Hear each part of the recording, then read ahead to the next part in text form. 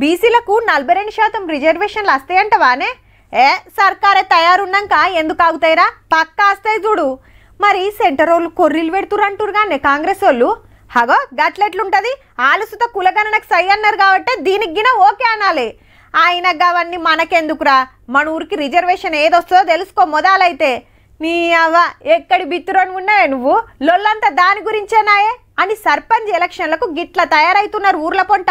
కానీ బీసీల మీద రాజకీయమేమో గిట్ల నడసబట్టే.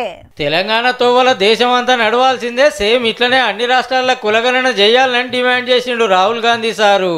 పొలిటికల్ अर्थक्वेक है, वो हिंदुस्तान की राजनीतिक जमीन को उसने हिला दिया है. బీసీల చరిత్ర బయటికి రాకుండా బీజేపీ ఆర్ఎస్ఎస్ కుట్రలు చేసినాయి. రేపు ప్రైవేట్ల సుధా రిజర్వేషన్లు ఇచ్చే ఉపాయం చేస్తామన్నాడు.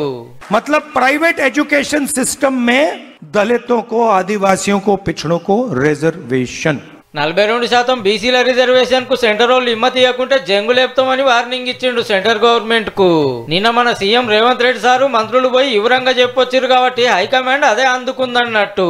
లేలే కాంగ్రెస్ పార్టీ బీసీలకు మోసం చేస్తుందని అటుకెళ్లి సెంటర్ మంత్రి కిషన్ రెడ్డి సార్ దిగితే ఇటుకెళ్లి స్టేట్ మంత్రి పొన్నం సార్ కౌంటర్ ఇచ్చిండు. బీసీ ఈ పేరు మీద 4% ముస్లింలకు రిజర్వేషన్ కల్పించినప్పుడు రిజర్వేషన్ చెల్లదని చెప్పి హైకోర్టు 2 సార్లు చాలా స్పష్టంగా తీర్పిచ్చింది. పక్కన ఆంధ్రప్రదేశ్ లో మీరు పరిపాలిస్తున్న గుజరాత్ లో స్వయంగా ప్రధానమంత్రి చెప్పినటువంటి మహారాష్ట్ర ఎక్కడెక్కడ ఉన్నాయో అవన్నీ తొలగించి రండి. ఈ యొక్క స్థానిక సంస్థల్లో ఎన్నికల్లో వాళ్ళ రిజర్వేషన్ కల్పించేటువంటి హక్కు అధికారం ఉంది. దాని ద్వారా తెలంగాణలో ఎన్నికలు నోటికి వచ్చిన కూడును తన్నే ప్రయత్నం చేయొద్దు. బీజేపీ నాయకత్వం చేతనైతే సహకారం చేయండి. అదేవిధంగా బీజేపీలో ఉన్న బీజేపీ నాయకులారా, ఇది అసదుద్దీన్ ఓవైసీ యొక్క పార్టీకి లబ్ధి చేకూరింది.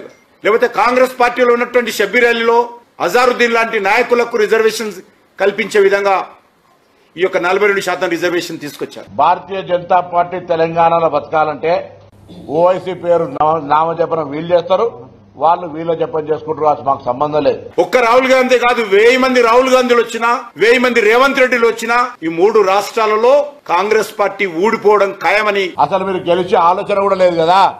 మీరు కనీసం ఊపిరి ఎక్కడ అవకాశమే లేదు కదా.